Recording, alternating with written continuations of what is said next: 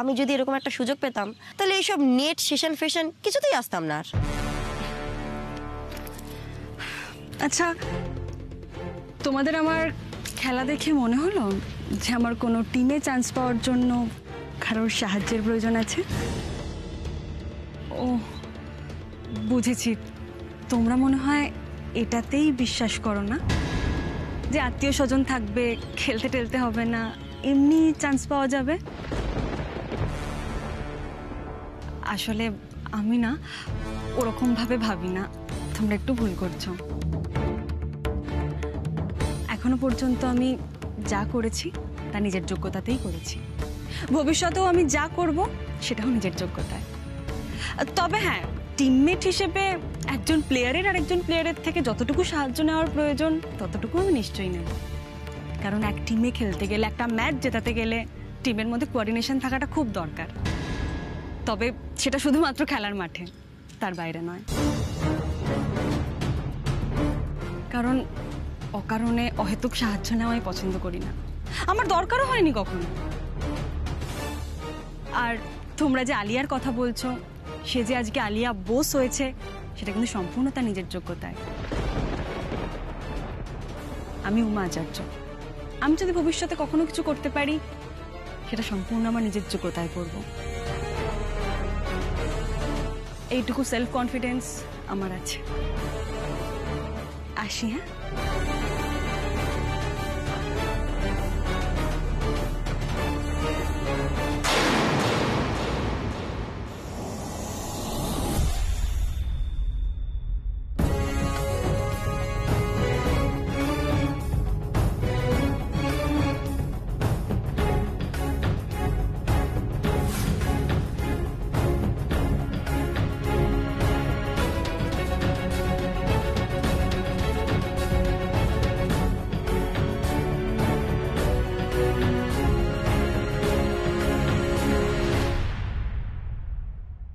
কি হলো বাবা, চুপ করে গেলে যে?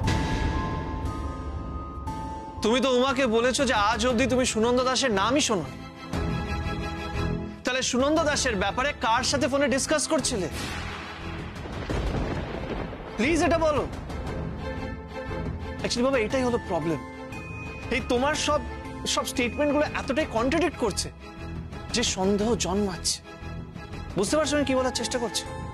তুমি যে কথাগুলো বলছো অভি, ভেবে বলছো তো? তুমি আমাকে সন্দেহ করছো, আমাকে, নিজের বাবাকে?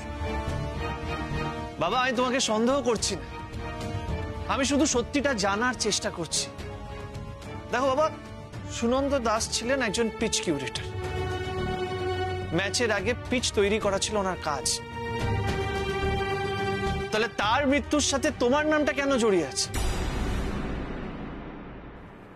আমার নাম কেউ জড়ায়নি, জড়াচ্ছ তুমি। ইউ আর রং। শুধু আমি একা না, যে রিপোর্টারটা এই রিপোর্টটা রিপোর্ট করেছে সেও তোমার নাম এই কেসটার সাথে জড়িয়েছে বাবা। সে এটাও লিখেছে যে ম্যাচ ফিক্সিং এর জন্য সুনন্দ দাসকে অনেক টাকা অফার করা হয়েছে, যাতে সুনন্দ দাস ওদের অনুযায়ী পিচটা তৈরি করুক, যাতে বুকিদের কথায় পিচ কথা বলুক। সেই জন্যই বাবা আমি তোমায় জিজ্ঞেস করছি যে তোমার নাম এইসবের সাথে কেন জড়িয়ে আছে। আর যারা ম্যাচ ফিক্সিং করে তারা তো এইসব প্ল্যানিং প্লটিং করে, তাই না বাবা?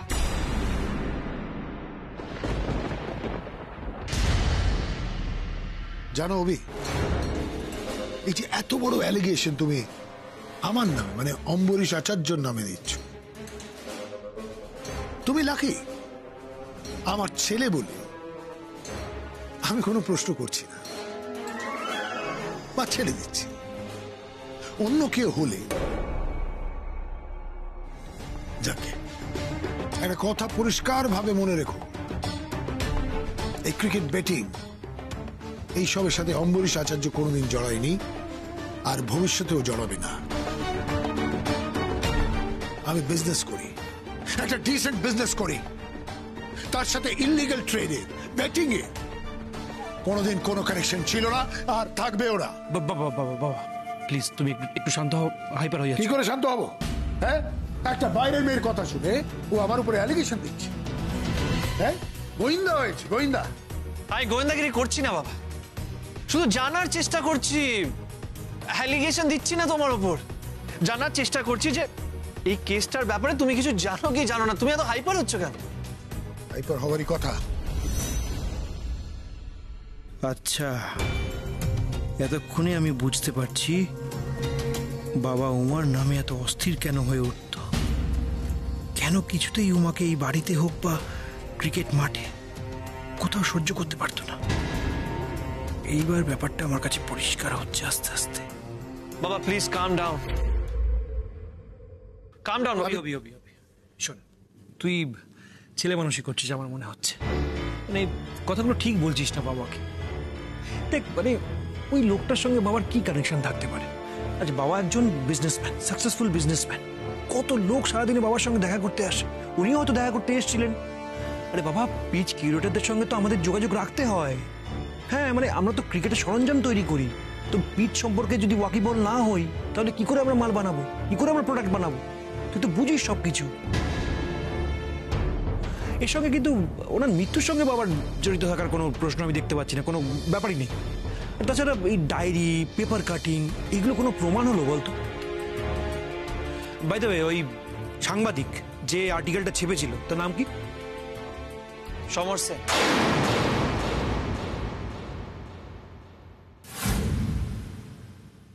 আপনি কে? আপনি কি আমাকে চেনেন? আমায় কিছু বলতে চান?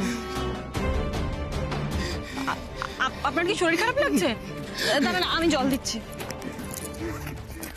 এই নিন, জলটা খান। আস্তে আস্তে আস্তে। ঠিক লাগছে? আমার নাম সমর সেন। আমি আপনাকে কিছু বলতে চাই। আমি আসলে একজন। তুমি এখানে কি করছো? যাও এখান থেকে। স্যার উনি আমায় কিছু বলতে চান। তোমায় বললাম না বাইরে যেতে? তুমি জানো না ওর মাথা খারাপ আছে। এই তোমরা কে আছো? ওকে বার করো বাইরে।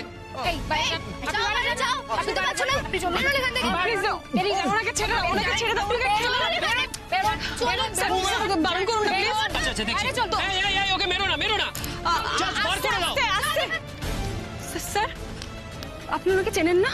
না না, ওই রোজ মাঠের ধারে এসে বসে থাকে, কি নিজের মনে বিড়বিড় করে। তবে প্রত্যেকটা মেয়ে ক্রিকেটারকে কিন্তু খুব ভালো করে লক্ষ্য করে। এই ক্রিকেটের মধ্যে ও বোধহয় কিছু একটা খুঁজে বার করার চেষ্টা করে।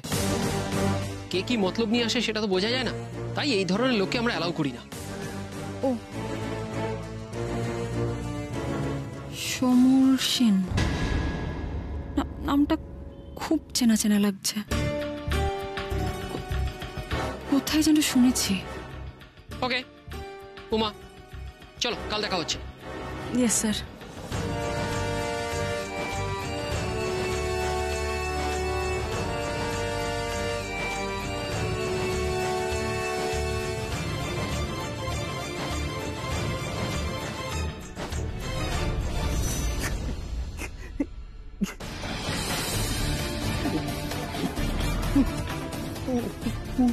উমা, তুমি উমাচার্য না, উমা দাস। উমা দাস তুমি? বাবা প্লিজ, ব্যাপারটা তুমি। সরি অভি, আমি তোদের আলোচনাটা শুনে ফেলেছি। দেখ, আমি আঙ্কেলের হয়ে একটাই কথা বলতে চাই। তুই ওই সাংবাদিককে বেশি দিন চিনিস নাকি আঙ্কেলকে? অভি, এরকম হাজারটা সাংবাদিক আছে যারা মন গড়া খবর লিখতে পছন্দ করে, ভালোবাসে। আর বিশেষ করে বড় লোকদের নামে স্ক্যান্ডেল ছড়ালে তো আর কোনো কথাই নেই। তাই আমি বলছি, আঙ্কেল যখন বলছেন আঙ্কেল এসবের মধ্যে নেই, তখন তুই একবারের জন্য আঙ্কেলকে ভরসা করতে পারবি না বলতো? Thank you Alia, thank you so much. একজন বাবা হয়ে আমি আমার ছেলে থেকে কি এক্সপেক্ট করব যে সে আমাকে সাপোর্ট করবে? এখানে তো কেসটাই উল্টো। কারো খুনের রহস্যভেদ করার জন্য ও বাবার দিকে আঙুল তুলছে। অভি, নে চাটা ধর,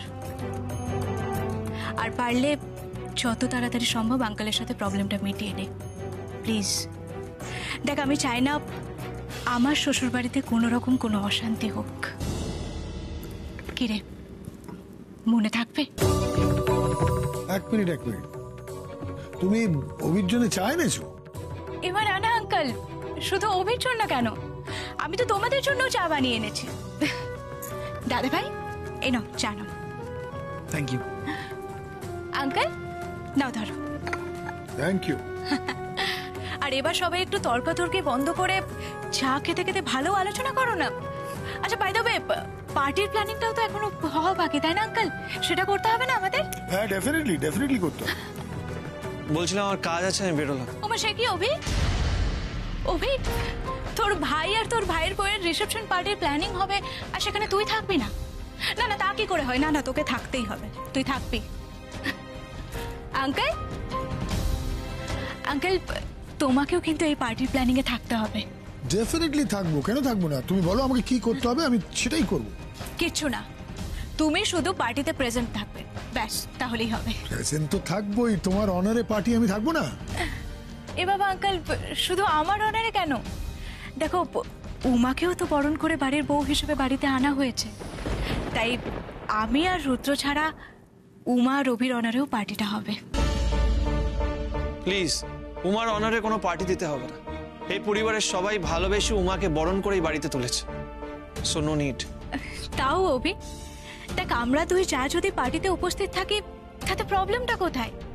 বাইরের লোকজন আমাদের দুই জায়ের সঙ্গে পরিচিত হবেন, সেটা ভালো হবে না বল?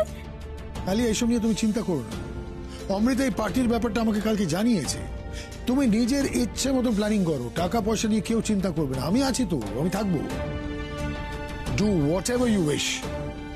আর এই যে রুদ্র এতদিন পরে বাড়ি ফিরলো, এটা কি কম খুশি হওয়ার খবর? তুমি আর রুদ্র বিয়ে করে খুশি হয়েছো, এটা দেখে আমি খুব খুশি। বাহ, এখানে এত সুন্দর চায়ের আড্ডা বসেছে আর আমি বাদ? কি বলছিস রুদ্র, তুই বাদ গেলে হবে? আরে তোর রিসেপশন নিয়েই তো আলোচনা চলছে। আচ্ছা আলিয়া, তুমি পার্টিটা কোথায় থ্রো করবে ভেবেছো? মানে বাড়িতেই করবে নাকি কোথাও ব্যাংকুয়েট ভাড়া করে কোথাও প্ল্যান করছো?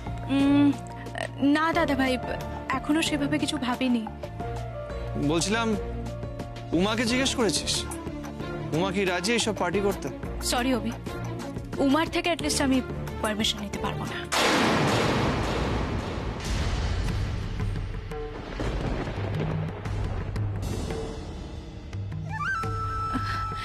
না মানে, আমার মনে হয় উমাকে এখন বিরক্ত করাটা ঠিক হবে না। মানে ওর তো সামনে রিজিওনাল ট্রফির ম্যাচ, তারপর এর মধ্যেই ওর ন্যাশনাল টিমের সিলেকশনের ব্যাপার থাকবে, আর আমাকে তো এই ম্যাচটা খেলতে হবে না, তাই বলছি আর কি।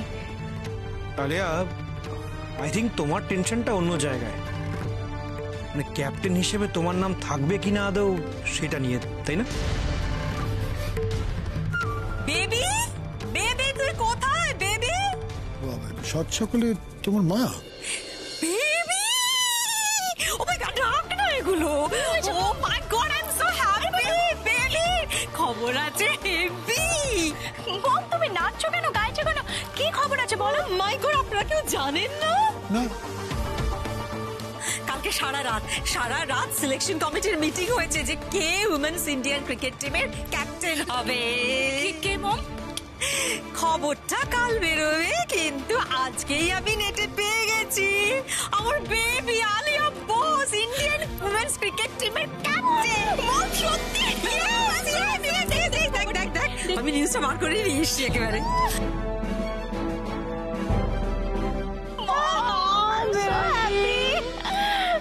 Sweet baby.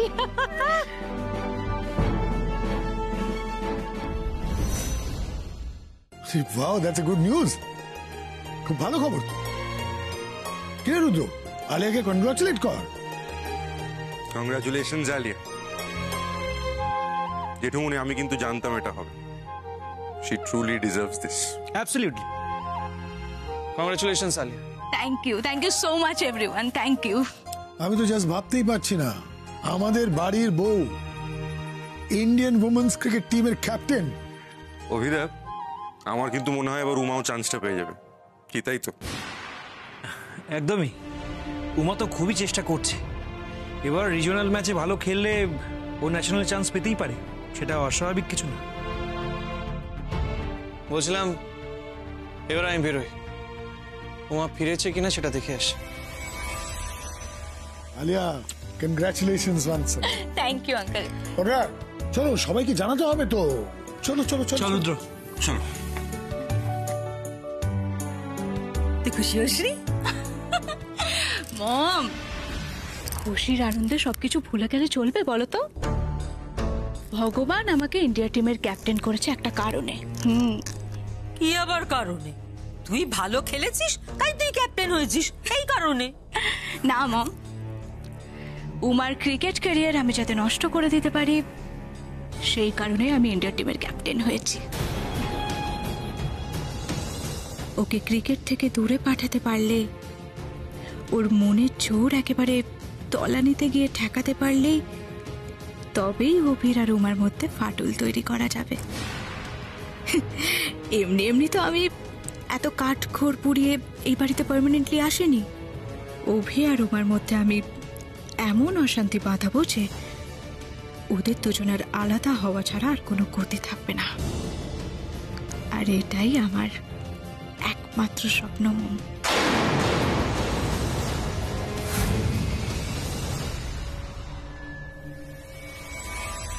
আলিয়া ম্যাম, ভারতীয় মহিলা টিমের বর্তমান ক্যাপ্টেন হিসেবে আপনার আগামী দিনের পরিকল্পনা ঠিক কি হতে চলেছে? এখন আমার মূলত দুটি লক্ষ্য। এক, ভারতের বিভিন্ন প্রান্ত থেকে প্রতিভাবান মহিলা ক্রিকেটার্সদের তুলে আনা, মানে একেবারে ট্যালেন্টেড, আর সাথে দৃঢ়তার সঙ্গে লড়াই করা মানসিকতা, মানে কোনো পরিস্থিতিতেই হার না মানা প্লেয়ার্সদের তুলে আনা। যে মেয়ে উমার মতো একটা ট্যালেন্টেড প্লেয়ারকে ইউজ করে ছুঁড়ে ফেলে দিতে দুবার ভাবেনি, সেই মেয়ে নাকি ট্যালেন্ট খুঁজে তাদের সুযোগ দেবে। কে জানে, যদি আলিয়া এখন অনেকটাই চেঞ্জড, তাও কেন জানি না আমি আলিয়াকে একটু বিশ্বাস করতে পারছি না। আলিয়া ম্যাম, এক মিনিট বনমালী, বনমালী গেল কোথায়? বনমালী, কি হয়েছে আঙ্কেল আমাকে বলুন। আরে চা, কফি, স্ন্যাক্স এগুলো তো রিপোর্টারদের দিতে হবে। হ্যাঁ হ্যাঁ, বনমালী তো সবকিছু রেডি করছে, তো এক্ষুনি নিয়ে আসবে। ও আচ্ছা আচ্ছা, ঠিক আছে। আপনি এত টেনশন করছেন কেন? আমি তো আছি এখানে। না, হয়েছে কি জানো, আমার মেয়ে ইন্ডিয়ান উইমেন ক্রিকেট টিমের ক্যাপ্টেন হয়েছে। এই খবরটা শোনার পর থেকে একেবারে এক্সাইটেড হয়ে গেছি। আঙ্কেল, এটা তো হওয়ারই ছিল। আলিয়া ইন্ডিয়ান টিমের ক্যাপ্টেন, তার উপর আমাদের বাড়ির বউ, আমাদের এক্সাইটমেন্ট কি কম? আঙ্কেল দেখুন, এইবার কিন্তু আরো বড় করে পার্টি হওয়া চাই। একদম একদম। আরে বাড়িতে এত পরপর ভালো ভালো অনুষ্ঠান যাচ্ছে, এই তো বিয়ে গেল, এরপর আবার আলিয়া ইন্ডিয়া টিমের ক্যাপ্টেন, সেটা যোগ হয়েছে। পার্টি তো বানতা হয়, বড়াওয়ালা পার্টি বানতা হয়। জাস্ট আ মিনিট ছোটকা, আমি আগে প্রেস মিটটা হ্যান্ডেল করে নিই, তারপর আমি তোমার সাথে পার্টির ব্যাপারে আলোচনা করছি। আচ্ছা আচ্ছা, ঠিক আছে তুমি করো না।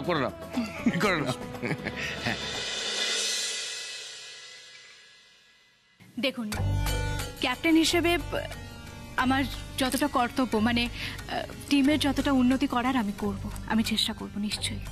আলিয়া ম্যাম, ক্যাপ্টেন হিসেবে আপনার দ্বিতীয় লক্ষ্যটা কি? দেখুন, ইন্ডিয়ান উইমেন্স ক্রিকেট টিম আজ এত পপুলারিটি পেয়েছে তা কিন্তু শুধুমাত্র তারা বিশ্বকাপ ফাইনাল খেলেছিল বলে। যদিও সেই ম্যাচটা তারা জিততে পারেনি, তবে সেদিনের পর থেকেই কিন্তু ভারতীয় উইমেন্স ক্রিকেট টিমের চাকাটা ঘুরেছে। আর এখন আমার লক্ষ্য সেই বিশ্বকাপ ভারতকে এনে দেওয়া। তবেই আমি নিজেকে একজন সার্থক ক্যাপ্টেন হিসেবে মনে করব, তার আগে নয়।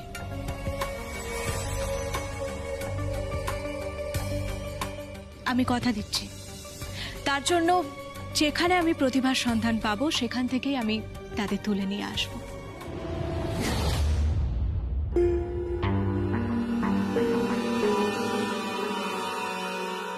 ওই তো উমা আচার্য এসে গেছে।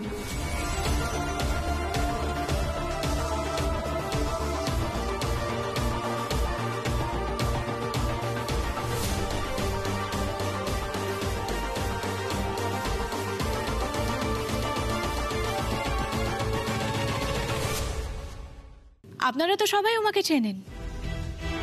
ও সম্পর্কে আমার যা হলেও ওর আসল পরিচয় ও একজন অত্যন্ত ট্যালেন্টেড ক্রিকেটার।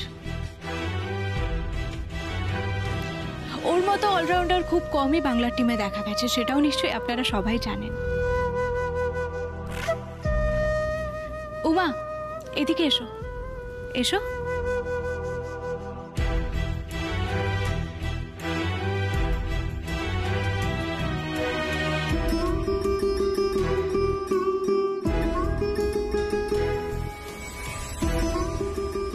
উমা যে কত বড় মাপের প্লেয়ার সেই পরিচয় ও আগের ম্যাচেই দিয়েছে। যদিও তারপর ওকে অনেক মিথ্যে বদনাম দেওয়া হয়েছে, কিন্তু সেখান থেকে ও নিজেকে নির্দোষ প্রমাণও করে দিয়েছে। আমরা উমাকে আসন্ন রিজিওনাল সিরিজে খেলাচ্ছি, আর আমি নিশ্চিত উমা সেখানে দুর্দান্ত পারফর্ম করবে।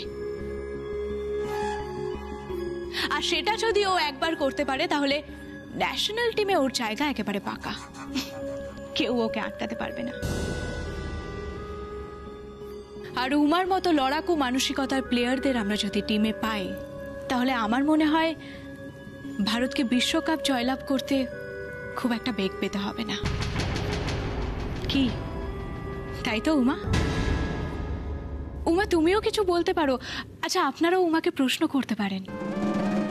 উমা আচার্য, আপনি যে বলেছিলেন ম্যাচ ফিক্সিং এর মিথ্যে কেসে আপনাকে যারা জড়িয়েছিল তাদেরকে আপনি সামনে আনবেন, অথচ বিহার টিমের দিয়া বলে প্লেয়ারটি ছাড়া তো কোনো অভিযুক্তর নামই সামনে এলো না, এর কারণটা কি বলতে পারেন? দেখুন, আমার নিজেকে নির্দোষ প্রমাণ করাটা দায় ছিল, সেটা আমি করে দিয়েছি। এরপর কে দোষী, কারা এর সাথে যুক্ত, সে বিষয়ে তো তদন্ত চলছে।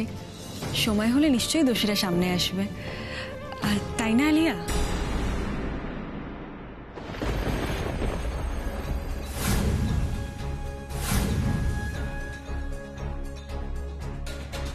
তোমার স্পর্ধা দিন দিন বেড়েই চলেছে, সম্পর্কে ছোট। এই দোহাই দিয়ে তুমি সবার সামনে আমাকে নাম ধরে ডাকছো। পাবে উমা, এর ফল তুমি নিশ্চয়ই পাবে।